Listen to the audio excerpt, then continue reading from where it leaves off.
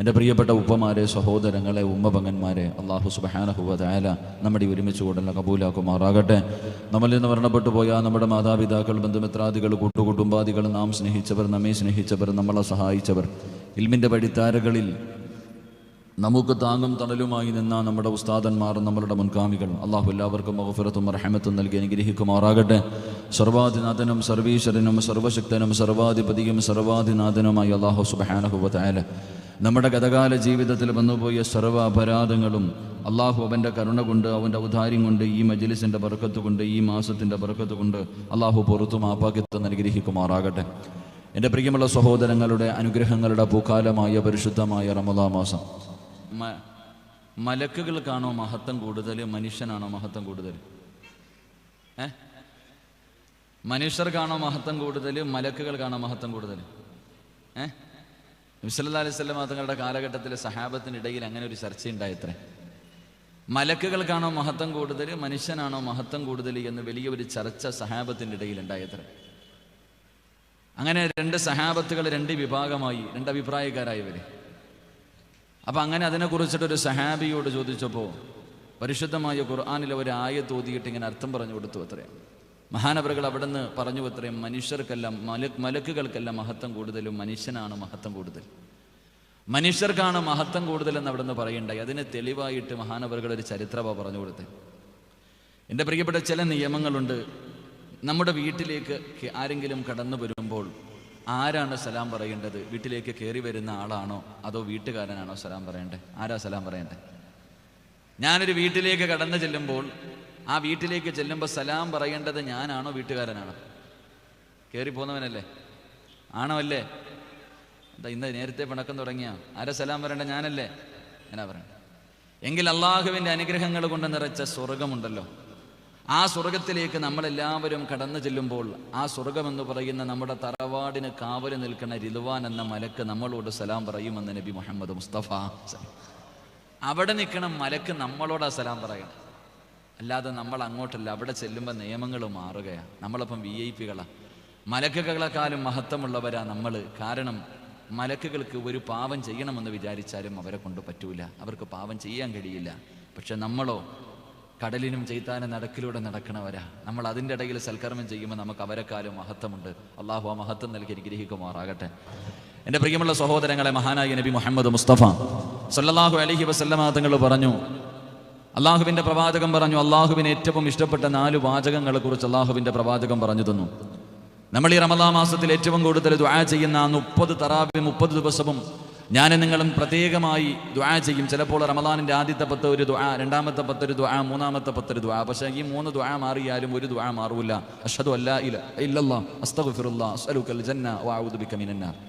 ഈ 4 കാര്യം അള്ളാഹുവിൻ്റെ പ്രവാചകൻ സല്ലല്ലാഹു അലൈഹി വസല്ലം തങ്ങൾ പറഞ്ഞു, അള്ളാഹുവിന് ഏറ്റവും ഇഷ്ടപ്പെട്ട കാര്യമാണ് ഈ 4 വാക്കുകൾ. ഒന്ന്, അള്ളാഹുവിനോട് പറയുക ഷഹാദത്ത് കരീമ, ആരാധനയ്ക്കറുക നീയല്ലാതെ ആരുമില്ല പടച്ചവനെ, ഇത് അള്ളാഹുവിന് വലിയ ഇഷ്ടമാണ്. രണ്ടാമതായിട്ട് പറഞ്ഞു അസ്തഗ്ഫിറുല്ലാഹ്.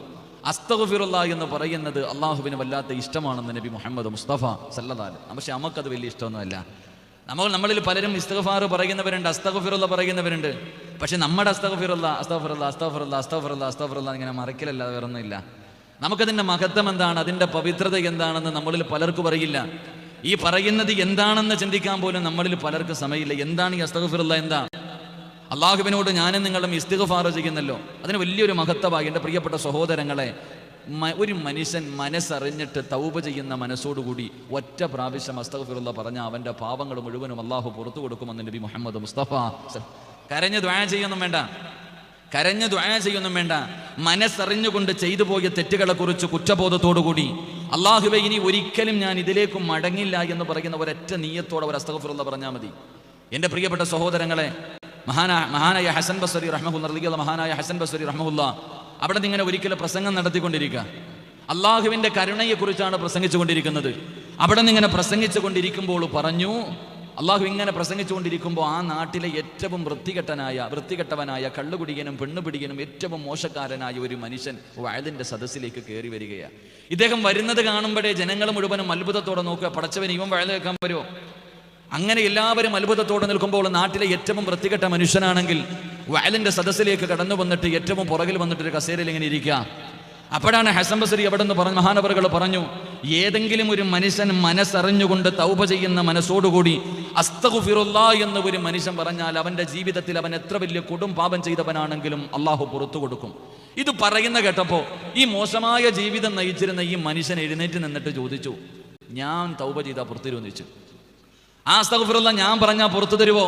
എല്ലാവരും അത്ഭുതത്തോടെ മുഖാമുഖം നോക്കുമ്പോൾ മഹാനായ ഹസൻ ബസ്രി അവരെന്ന് പറഞ്ഞു, എടാ നീ അല്ലടാ, നിന്നെ പോലെ 100 കണക്കിന് പേര് പറഞ്ഞാലും അള്ളാഹു പുറത്തു തരും. ആ മനുഷ്യൻ അവിടെ ഇരുന്നു. എന്നിട്ട് പടച്ചവനെ ജീവിതത്തിൽ ചെയ്തു പോയ പാവങ്ങളെക്കുറിച്ച് മുഴുവനും ഇങ്ങനെ നല്ലതുപോലെ ആലോചിച്ചു. എന്നിട്ട് ആ മനുഷ്യൻ മുട്ടുകുത്തി തന്റെ മുഖം തന്റെ കാലുകൾക്കിടയിലേക്ക് ഇങ്ങനെ താഴ്ത്തി വെച്ചിട്ട് ആ മനുഷ്യൻ അള്ളാഹുവിനോട് പറഞ്ഞു, പടച്ചവനെ ജീവിതത്തിൽ ഒരുപാട് പാവങ്ങൾ ചെയ്ത മഹാപാപിയ, ചെയ്തു പോയ പാവങ്ങളെ കുറിച്ച് എനിക്ക് തന്നെ ഒരു കണക്കില്ല. അള്ളാഹുവെ, നിന്നോട് എങ്ങനെയാണ് ചോദിക്കേണ്ടതെന്ന് പോലും എനിക്കറിയില്ല, എങ്ങനെയാണ് നിന്നോട് പശ്ചാത്തപിക്കേണ്ടതെന്ന് പോലും എനിക്കറിയില്ല.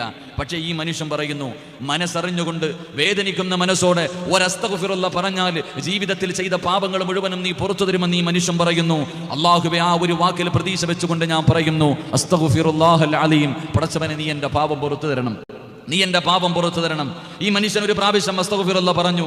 എന്നിട്ട് ഈ മനുഷ്യൻ അള്ളാഹുവിനോട് പറഞ്ഞു, പടച്ചവനെ എൻ്റെ പാപങ്ങൾ മുഴുവനും നീ പുറത്തെങ്കിൽ എനിക്ക് 3 അടയാളം കാണിച്ചു തരണം. ഞാനൊരു അസ്തഗ്ഫിറുല്ലാഹ് പറഞ്ഞു, ഈ പറഞ്ഞിരിക്കുന്ന അസ്തഗ്ഫിറുല്ലാഹ് നീ സ്വീകരിച്ചിട്ടുണ്ടെങ്കിൽ എനിക്ക് 3 അടയാളങ്ങൾ കാണിച്ചു തരണം. ഒന്നാമതായിട്ട് ആ മനുഷ്യൻ പറഞ്ഞു, അള്ളാഹുവേ, എനിക്ക് ഇൽമു പഠിക്കാനുള്ള ആഗ്രഹം നീ തരണം, എനിക്ക് അറിവ് പഠിക്കുവാനുള്ള ആഗ്രഹം എനിക്ക് തരണം. രണ്ടാമതായിട്ട് ആ മനുഷ്യൻ പറഞ്ഞു, ലോകത്ത് ഏറ്റവും മനോഹരമായ രീതിയിൽ ഖുർആൻ ഓതാനുള്ള ശബ്ദം നീ എനിക്ക് തരണം, എൻ്റെ തൊണ്ട തുറന്നു തരണം, എനിക്ക് നല്ല മനോഹരമായ ശബ്ദം തരണം. മൂന്നാമതായിട്ട് ആ മനുഷ്യൻ പറഞ്ഞു, പടച്ചവനെ, എനിക്ക് ജോലിക്കൊന്നും പോകാൻ കഴിയില്ല, എനിക്ക് ഇൽമു പഠിക്കണം, ഇനിയുള്ള കാലം നിന്നെ വഴിപ്പെട്ട് ജീവിക്കണം, അതുകൊണ്ട് എനിക്ക് തിന്നാനുള്ള ഭക്ഷണം നീ തന്നെ തരണം. എൻ്റെ പ്രിയപ്പെട്ടവരെ, 3 കാര്യവും ഈ മനുഷ്യൻ അള്ളാഹുവിനോട് പറഞ്ഞു. അവസാനം വഴുത് കിടിഞ്ഞ് എല്ലാവരും പിരിഞ്ഞു പോകുമ്പോൾ ആ മനുഷ്യൻ്റെ മനസ്സിൻ്റെ ഉള്ളിലേക്ക് ഒരു ആഗ്രഹം കടന്നു വന്നു, ഇൽമൊന്ന് പഠിക്കണമെന്നും അറിവ് പഠിക്കണമെന്നുള്ള ചിന്ത കടന്നു വന്നു. മഹാനായ ഹസൻ ബസ്രി റളിയല്ലാഹു തആല അൻഹു മഹാനവറുകളുടെ കയ്യിൽ പിടിച്ചിട്ട് പറഞ്ഞു, എനിക്ക് ഇൽമു പഠിപ്പിച്ചു തരണം. എൻ്റെ പ്രിയപ്പെട്ടവരെ, ഇൽമു പഠിക്കാനുള്ള ആഗ്രഹം ആ മനുഷ്യനുണ്ടായി. രണ്ടാമതായിട്ട് അള്ളാഹു അദ്ദേഹത്തിൻ്റെ ശബ്ദം തുറന്നു കൊടുത്തു. ചരിത്രം പറയുന്നു, ആ മനുഷ്യൻ ഖുർആൻ ഓതുന്നത് കേൾക്കാനോ പറവകൾ പോലും വന്നിരിക്കുമായിരുന്നു, പറന്നു പോകുന്ന പക്ഷികൾ പോലും അദ്ദേഹം ഖുർആൻ ഓതുന്നത് കേൾക്കാൻ ആ മനോഹരമായ ശബ്ദം. വ്യഭിചരിക്കാനും കള്ളു കുടിക്കാൻ പോകുന്ന മനുഷ്യൻ പോലും ഇദ്ദേഹം ഖുർആൻ ഓതുന്നത് കേട്ടാൽ അത് കേട്ടുകൊണ്ട് മുന്നിൽ വന്നിരിക്കുമായിരുന്നു. അള്ളാഹു അദ്ദേഹത്തിന്റെ ശബ്ദം തുറന്നു കൊടുത്തു. എല്ലാ ദിവസവും രാവിലെ വീടിന്റെ കവാടം തുറക്കുമ്പോൾ വീടിന്റെ മുന്നിൽ കഴിക്കാനുള്ള ഭക്ഷണം അള്ളാഹു കൊണ്ടെത്തിക്കുമായിരുന്നു. എൻ്റെ പ്രിയപ്പെട്ടവരെ, ഞാനിത് പറഞ്ഞത് ഒരു അസ്തഗ്ഫിറുല്ലാഹ് കയ്യിൽ തസ്ബീഹ് എടുത്ത് വെച്ചിട്ട് വെറുതെ ഞാൻ നിങ്ങളും അസ്തഗ്ഫിറുല്ലാഹ് അസ്തഗ്ഫിറുല്ലാഹ് അസ്തഗ്ഫിറുല്ലാഹ് എന്ന് മറിച്ച് കളയുന്ന ആ ഒരു ദിക്റുണ്ടല്ലോ, അത് നിസ്സാരമായ ഒരു ദിക്റല്ല. അള്ളാഹുവിന് ഏറ്റവും ഇഷ്ടപ്പെട്ട ദിക്റാണെന്ന് നബി മുഹമ്മദ് മുസ്തഫ സ്വല്ലല്ലാഹു അലൈഹി വസല്ലം ഏറ്റവും കൂടുതൽ അത് പറയണം. അത് പറയാൻ ഈ റമളാൻ എന്ന് പറയുന്ന മാസത്തിൽ ഏറ്റവും കൂടുതൽ പറയാൻ കഴിയുന്നതാ. എന്താണ് അതിന്റെ മഹത്വം? എന്താ? അസ്തഗ്ഫിറുല്ലാഹ് എന്ന് പറയുന്ന ഒരു മനുഷ്യൻ അള്ളാഹു കൊടുക്കുന്ന പ്രതിഫലം എന്താ? വെറുതെ പറഞ്ഞു കളഞ്ഞാൽ പോരാ. അഷ്ഹദു അല്ലാ ഇലാഹ ഇല്ലല്ലാഹ് അസ്തഗ്ഫിറുല്ലാഹ് ഒരു ചടങ്ങ് തീർക്കുന്നത് പോലെ പറഞ്ഞാൽ പോരാ. എന്താണ് അസ്തഗ്ഫിറുല്ലാഹയുടെ മഹത്വം എന്നറിയുമോ? മഹാനായ അനസ് റളിയല്ലാഹു തആല അൻഹു പറയുന്നു, മഹാനായ നബി മുഹമ്മദ് മുസ്തഫ സ്വല്ലല്ലാഹു അലൈഹി വസല്ലമ തങ്ങൾ അള്ളാഹുവിന്റെ പ്രവാചകനും തന്റെ സ്വഹാബത്തും ഒരിക്കൽ ഒരു യാത്രയുടെ ഇടയിൽ അള്ളാഹുവിന്റെ പ്രവാചകൻ തന്റെ സ്വഹാബത്തിനോട് പറഞ്ഞു, അസ്തഗ്ഫിറുല്ലാഹ് പറ സഹാബ, അസ്തഗ്ഫിറുല്ലാഹ് പറ സഹാബ. എല്ലാവരും അസ്തഗ്ഫിറുല്ലാഹ് പറയാൻ തുടങ്ങുമ്പോൾ അള്ളാഹുവിന്റെ പ്രവാചകൻ പറഞ്ഞു, 70 പ്രാവശ്യം അസ്തഗ്ഫിറുല്ലാഹ് പറയാൻ, 70 പ്രാവശ്യം അസ്തഗ്ഫിറുല്ലാഹ് പറയാൻ. എന്റെ പ്രിയപ്പെട്ട സഹോദരങ്ങളെ, അങ്ങനെ 70 പ്രാവശ്യം അസ്തഗ്ഫിറുല്ലാഹ് പറഞ്ഞു. അള്ളാഹുവിന്റെ പ്രവാചകൻ സ്വല്ലല്ലാഹു അലൈഹി വസല്ലമ തങ്ങളോട് അതാ അനസ് റളിയല്ലാഹു തആല അൻഹു അവിടുന്ന് ചോദിക്കുന്നു, നബിയേ യാ റസൂലല്ലാഹ്,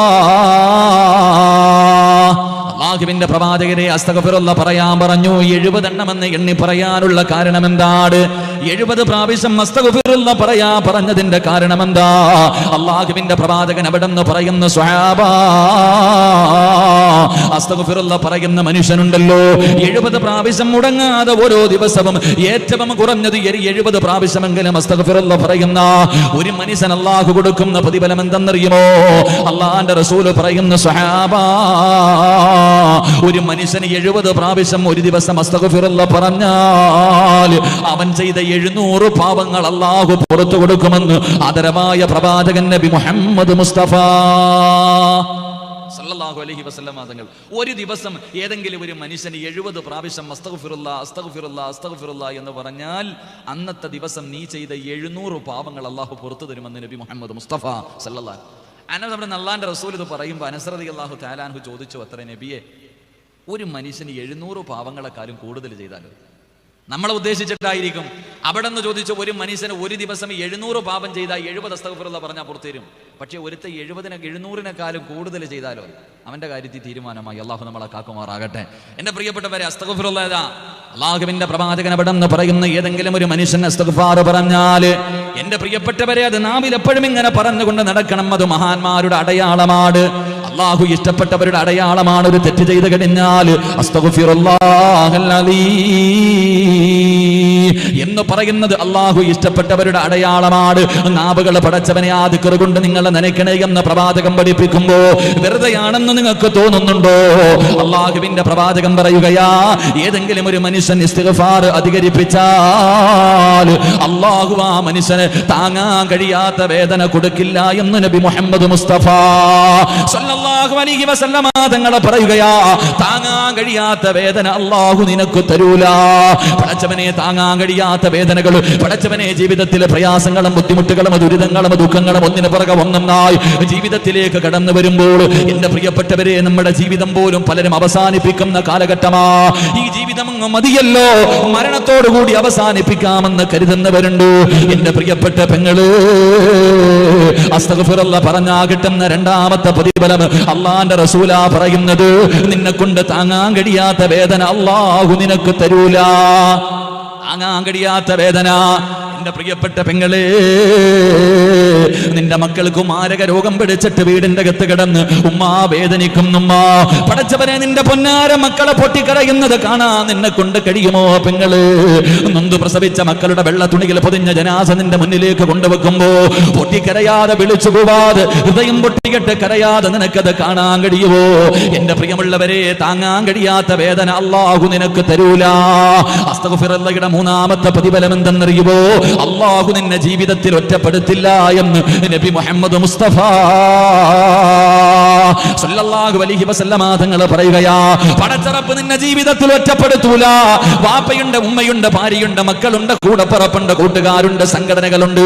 പക്ഷേ എന്നാൽ ആരെ കൊണ്ടും ഒരു പ്രയോജനമില്ലാത്ത ചില സമയങ്ങളുണ്ട്. ഒറ്റയ്ക്ക് റൂമിന്റെ അകത്തിരുന്ന് സുജൂദിൽ കിടന്ന് നെഞ്ചു പൊട്ടിക്കെട്ട് കരയുന്ന ചില രംഗങ്ങൾ എന്റെ ജീവിതത്തിൽ, നമ്മുടെ ജീവിതത്തിലേക്ക് കടന്നു വരുമല്ലോ. എന്റെ പ്രിയമുള്ളവര്, അള്ളാഹു നിന്നെ ജീവിതത്തിൽ ഒറ്റപ്പെടുത്തില്ല എന്ന് നബി മുഹമ്മദ് മുസ്തഫ സല്ലല്ലാഹു അലൈഹി വസല്ലമ തങ്ങൾ പറയുമ്പോ, അസ്തഗ്ഫിറുല്ലാഹയുടെ നാലാമത്തെ പ്രതിഫലം എന്തെന്നറിയോ? നീ ഉദ്ദേശിക്കാത്ത രീതിയിൽ അള്ളാഹു നിനക്ക് റിസ്ക് തരുമെന്ന് നബി മുഹമ്മദ് മുസ്തഫ